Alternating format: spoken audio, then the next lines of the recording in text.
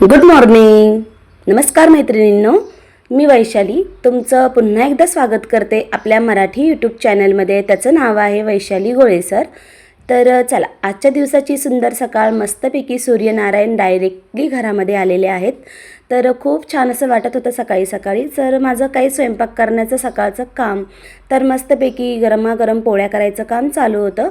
तर पोळ्या केल्याच्या अगोदर मी मस्तपैकी मटकीची उसळ केलेली होती. मोड आलेले ते छान. तर उसळ केलेली होती, पोळ्या केलेल्या होत्या आणि एका साईडला आपलं सफेद भातही केलेला होता.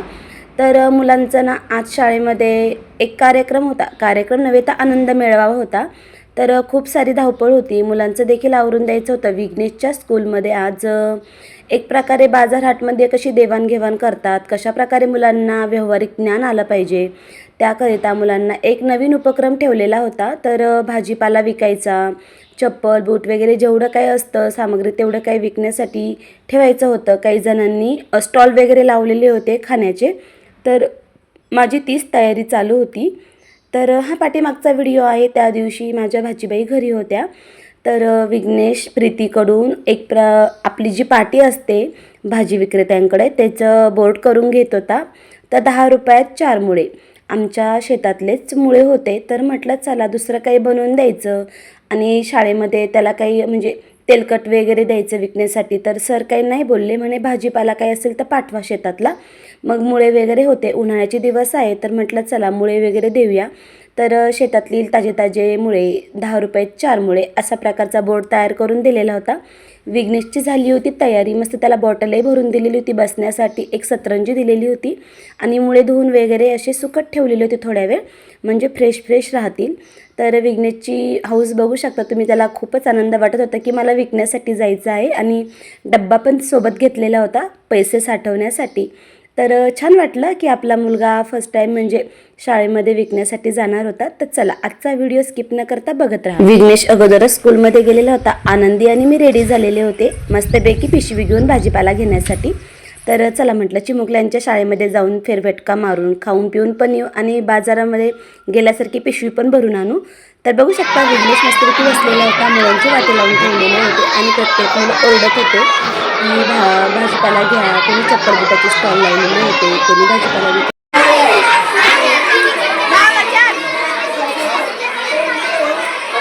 खूप मोठा राऊंड होता. बरेचसे पदार्थ विकण्यासाठी होते. अप्पे, डोसे, इडली, त्याच्यानंतर वडापाव आणि त्यानंतर कुरकुरे, बिस्किट, आपलं नारळ पाणी होतं, त्याच्यानंतर चॉकलेट होते आणि काही जणांनी लिंबू सरबत बनवून आणलेला होता. ज्यांच्या परीने जेवढं काही जमेल तेवढ्या पद्धतीने आणलेलं होतं. कोणी काही काहींचं घरी दुकान वगैरे असतं, तिथले म्हणजे जेवढं काही सामान असतं आपलं म्हणजे मेकअपचं वगैरे, त्याच्यामध्ये क्लिप्स, बेल्ट वगैरे सगळं काही मुलांकडे विकण्यासाठी पाठवलेला होता. त्याच्यानंतर कुरडईचा देखील स्टॉल होता. तो फेमस होता. प्रत्येकाने कुरडई घेतली आणि ते चॉकलेट वगैरे घेतलेले होते. अरे वा.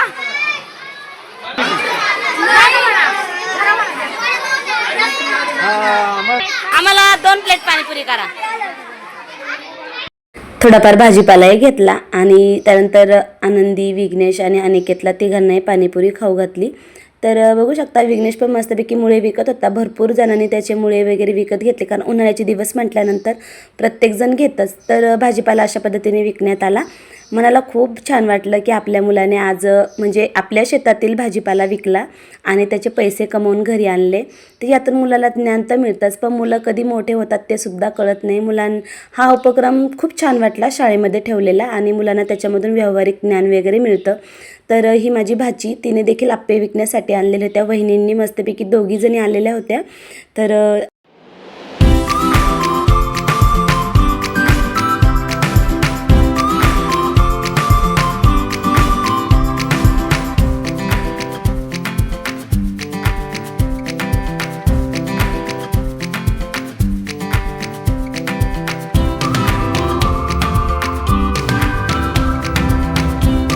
मला पण घरी निघायचं होतं. थोडेसे मुळे उरलेले होते. ह्या ताईंनी आता त्याचे 5 मुळे घेऊन टाकलेले होते आणि अजून 10-12 मुळे उरलेले होते. तर त्याच्या मॅडम होत्या बालवाडीच्या, त्यांनी गिफ्ट म्हणून देऊन टाकले आणि त्याच्यानंतर उरलेले सरांना दिले, पण सरांनी काही घेतले नाही. तर विघ्नेशच्या सरांनी पण त्याचं खूप कौतुक केलं की तुला काहीतरी विकता आलं, थोडंफार ज्ञान मिळालं तर मुलं याच्यातून काहीतरी शिकतात, त्याला सांगत होते. तर आनंद मेळावा झाला शाळेमध्ये, बघू शकता तुम्ही. तर आता निघालोय घरी. मुळे विकून आम्ही चाललोय घरी. सगळे मुळे विकले विकून. ताजे ताजे होते, सगळ्यांनी घेतले, सरांनी पण घेतले. जवळजवळ 100 रुपयाची खरेदी झाली आणि 100 रुपयाची विक्री पण झाली. 5 जण आहेत, 5 जण डायरेक्ट. तर चला आता फायनली घरी आलेलो होतो. हा दुसऱ्या दिवशीचा व्हिडिओ आहे. तर मेहंदी होती, आयुर्वेदिक मेहंदी होती. तिच्यामध्ये मला हे टाकायचं होतं, जास्वंदाचे पानं, त्याच्यानंतर बीटरूट होतं, ते उरलेलं होतं आदल्या दिवशीचं. आम्ही काही शाळेमध्ये गेलेलो होतो, त्याचं जे सजावटी करता मी बीटचे जे स्लाईस ठेवले होते ते काढून घेतले आणि मिक्सरला दळून चांगली पेस्ट करून घेतली. अशा पाण्यामध्ये शिजवून घेतली जास्वंदीचे पानं. त्याच्यानंतर कोरफडीचा गर देखील टाकलेला आहे, त्याच्यामुळे केस चांगले शाईन होतात आणि स्मूथ होतात. तर ही आयुर्वेदिक हर्बलची मेहंदी आहे. तिच्यामध्ये मी अशा प्रकारे पाणी गरम वगैरे करून चांगलं थंड करून घेतलं आणि ते त्याच्यामध्ये टाकलेलं आहे. कोरफडीचा जो गर आहे तो देखील टाकलेला आहे. मी मेथीचे दाणे देखील टाकते, पण माझ्याकडे काही शिल्लक नव्हते त्याच्यामुळे मी काही टाकले नाही. तर बघू शकता मस्त असा एकदम नॅचरली कलर येतो आणि सगळं काही मी शिजवून उकळून चांगलं प्रकारे घेतलं. थोडी चहा पावडर देखील टाकलेली आहे आणि बीटमुळे कलर खूप नॅचरली आणि छान येतो असा. मग मी दरवेळेसच करते, त्याच्यामुळे म्हटलं चला एक मेहंदी वगैरे कशी आम्ही तयार करतो ते तुम्हालाही शेअर करावी. तर अशा पद्धतीने मी मेहंदीचं मस्तपैकी असं पूर्ण एकजीव करून ठेवलं पातेल्यामध्ये आणि आतल्या म्हणजे 2 ते 3 वाजेच्या सुमारास मी ही कालवून ठेवलेली होती मेहंदी आणि दुसऱ्या दिवशी लावायची होती. त्याच्यामुळे मेहंदीला चांगला कलर पण येतो आणि एकदम मस्त अशी चांगली सेट होऊन जाते. तर नेहमीप्रमाणे आपण जी मेहंदी आणतो तिच्यामध्ये खूप सारे कलर्स वगैरे ॲड असतात. तर अशा प्रकारे मेहंदी तुम्ही एकजीव करून लावून बघा, बीटचं वगैरे वापर करून बघा, खूप छान होते. कोणी कोणी कांद्याचा जे पेस्ट असते ते सुद्धा टाकतात. त्यानंतर आता आनंदीला खायचे होते आपले बटाट्याचे फिंगर चिप्स. तर ती बसली होती करण्यासाठी, तिला खायचे होते आणि माझी मेहंदी भिजवून झाल्याच्या नंतर मला आता दुसऱ्या दिवशी पापड्या देखील करायच्या होत्या. बटाटे खूप सारे होते त्याच्यामुळे तिला खायचे होते बटाट्याचे फिंगर चिप्स. तर तिच्या पद्धतीनेच तिने कट केलेले आहे आणि तिला सांगायचं महत्त्वाची गोष्ट म्हणजे तिला जर काही आवडलं, काही करायचं ठरलं तर ती लगेच करायला लागते. तर सुरीसुद्धा तिला खूप छान प्रकारे हँडल करता येते. मस्त अशी सुरी चालवली आणि अशा प्रकारे तिने एकदम छान छान स्लाईस बनवले. काही जाड होते, काही पातळ होते, पण काही हरकत नाही, तिच्या मानाने तिने एकदम छान मस्त कटिंग केलेले होते. तर तिला सांगितलं 2-3 पाण्याने धुवून काढायचे आहे, कारण त्यातलं जे स्टार्च असतं ते निघून गेल्याच्या नंतरच एकदम असे टेस्टी आणि कुरकुरीत होतात. तर क्रंची असे आपल्याला बटाट्याचे फिंगर चिप्स बनवायचे होते, त्याच्याकरताची ही गडबड चालू होती. तर बघा मस्तपैकी कालची रंगपंचमी खेळलेली आहे. पूर्ण लाल पिवळे गाल पूर्ण पिवळे पिवळे दिसत आहे आणि त्यानंतर आता सगळं काही म्हणजे रंगपंचमीचं झालेलं होतं. तर मुलांसाठी खायला नाश्ता बनवत होते. तर तिने 2 ते 3 पाण्याने मला धुवून दिले ते फिंगर चिप्स आणि त्यानंतर मग मी आता फिंगर चिप्स तिला तळून देणार होते. बस इथपर्यंतच तिने सगळं केलं, बाकीचं तळायचं मीच केलेलं आहे. तर चला व्हिडिओ स्किप न करता बघत राहा, आनंदी कशा प्रकारे फिंगर चिप्स वगैरे करते आणि खूप छान आणि खूप टेस्टी हेल्दी झालेले होते. टोमॅटो केचपसोबत खूपच छान लागले आणि मी एक नवीन पद्धतीने केलेले आहे. जे काही माझ्याकडं दालबट्टीचं पीठ होतं उरलेलं मी त्याच्यामध्ये ते ॲड केलेलं आहे आणि कॉर्नफ्लोअर थोडंच होतं, त्याच्यामुळे क्रंचीनेस खूप आलेला होता आणि खूप मस्त लागले. तुम्ही पण एकदा नवीन पद्धतीने ट्राय करून बघा. तर मी अशा प्रकारे झाल्याच्यानंतर पूर्ण टॉवेलमध्ये चांगले सोक करून घेतले, एकदम असे म्हणजे पूर्ण कोरडे करून घेतले, म्हणजे त्यातलं पूर्ण मॉइश्चरायझर निघून जातं आणि एकदम छान असे मस्त कुरकुरीत होतात. आणि तुम्हाला जर उपवासासाठी पाहिजे असेल तर कॉर्नफ्लोअर न टाकता अशाच प्रकारे तळा, खूप छान आणि मस्त होतात. माझे सायंकाळपर्यंत राहिलेले होते, खूप मस्त झालेले होते.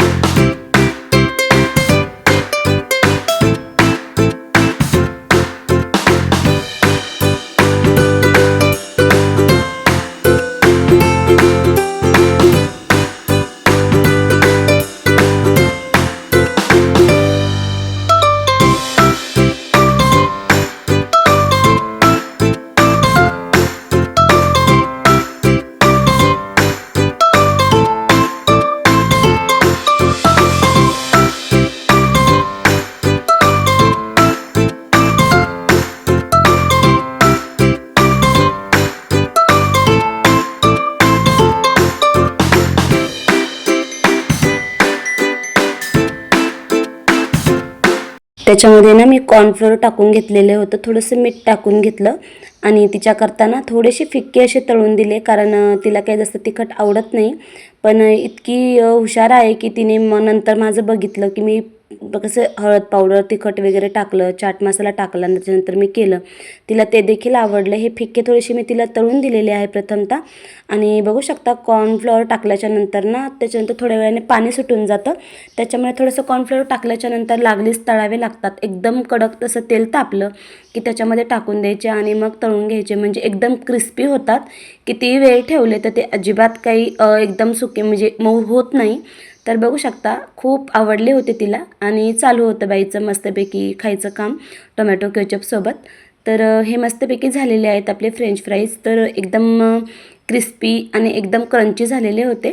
तर तिने खाल्ल्याच्या नंतर आता मी ना दुसरे माझ्याकरता तळत होते, ते तिला ते देखील त्याच्यामध्ये ना मी दालबट्टीचं जे पीठ होतं ते टाकलेलं आहे आणि थोडंसं लाल तिखट टाकलेलं आहे. तर खूप छान आणि क्रिस्पी झालेले आहे. तुम्हाला आवाज दाखवते मी.